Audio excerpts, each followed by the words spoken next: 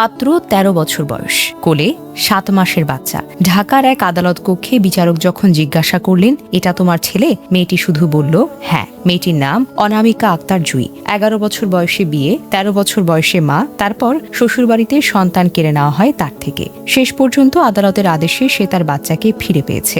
জানা যায়, জুইয়ের বাবা জুয়েল খান হাজারিবাগ এলাকায় অটোরিকশা চালিয়ে সংসার চালান। মা লিমা আক্তার ২ বছর ধরে সৌদি আরবে কাজ করতে গিয়েছিলেন। মা বিদেশে থাকা অবস্থায় জুই ফেসবুকে পরিচিত হয় শাকিল ওরফে সাকিব মিয়ার সঙ্গে। তখন জুইয়ের বয়স মাত্র ১১ বছর, শাকিলের বয়স তখন প্রায় ২০ থেকে ২২ বছর। ফেসবুকে পরিচয়ের কয়েক সপ্তাহের মধ্যেই তাদের মাঝে সম্পর্ক গড়ে ওঠে। পরে তারা বিবাহ করে। জুইয়ের পরিবারের দাবি, শাকিল মেয়েটিকে প্রলুব্ধ করে নিয়ে গিয়েছিল, কোনো এক জায়গায় বিয়ে সম্পন্ন করে। জুইয়ের বাবা জুয়েল খান বলেন, তিনি মেয়েকে এসএসসি পরীক্ষা দেওয়ার পর বিয়ের কথা ভাবতে বলেছিলেন, কিন্তু শাকিল তাকে বারবার নিয়ে যায় এবং হুমকিও দেয়। অন্যদিকে শাকিলের দাবি সম্পূর্ণই ভিন্ন। তিনি বলেন, জুই নিজেই তাকে ফোন করে ডেকেছিল এবং না নিয়ে গেলে মরে যাওয়ার হুমকি দিয়েছিল। তাই তিনি মেয়েটিকে নিয়ে যান এবং বিয়ে করেন। চলতি বছরের ১ জানুয়ারি তাদের একটি পুত্র সন্তান জন্ম হয়। এর কয়েক মাস পর প্রায় মে মাসের দিকে স্বামী ও শাশুড়ি আসমা জুইকে বাড়ি থেকে বের করে দেন। সন্তানকে রেখে দেওয়া হয়। জুইয়ের পরিবারের অভিযোগ, মেয়েটিকে শারীরিক ও মানসিকভাবে নির্যাতন করা হয়েছিল এবং পরে সন্তানটি কেড়ে নিয়ে তাকে বিদায় করে দেওয়া হয়।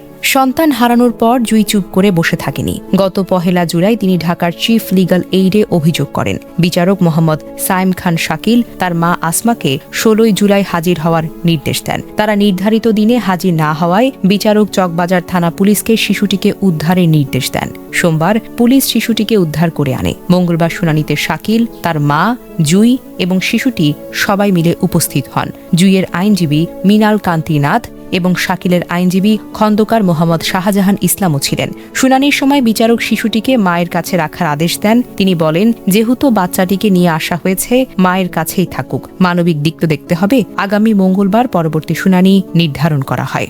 জুইয়ের মা লিমা আক্তার, যিনি মাত্র ১৪ দিন আগে সৌদি আরব থেকে ফিরেছেন, তিনি বলেন, আমার মেয়ের তো বিয়ের বয়সই হয়নি। আমি শুরু থেকেই ওই ছেলের কাছে মেয়েকে দিতে রাজি ছিলাম না। অন্যদিকে শাকিল দাবি করে, জুই নিজেই বাচ্চাকে ফেলে রেখে চলে গিয়েছিলেন এবং ৩ মাস তার কোনো খোঁজ হয়নি। কিন্তু জুইয়ের চরিত্র নিয়েও তিনি প্রশ্ন তুলেছেন। এই ঘটনায় বাল্য বিবাহ, অপ্রাপ্তবয়স্ক মাতৃত্ব এবং সন্তানের হেফাজত নিয়ে দ্বন্দ্ব সব একসঙ্গে উঠে এসেছে।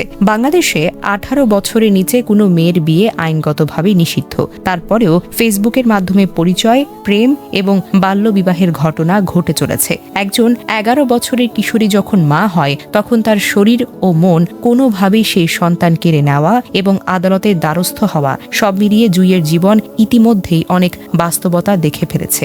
এখন জুই তার সন্তানকে কোলে ফিরে পেয়েছেন, তবে মামলার চূড়ান্ত নিষ্পত্তি এখনো হয়নি। এক কিশোরী মায়ের এই লড়াই শুধু তার একার নয়, এটি সমাজের এক বড় ব্যর্থতা এবং বাস্তবতাকেও সামনে নিয়ে এনেছে, যেখানে আইন থাকলেও তার প্রয়োগ অনেক সময় দুর্বল হয়ে যায়।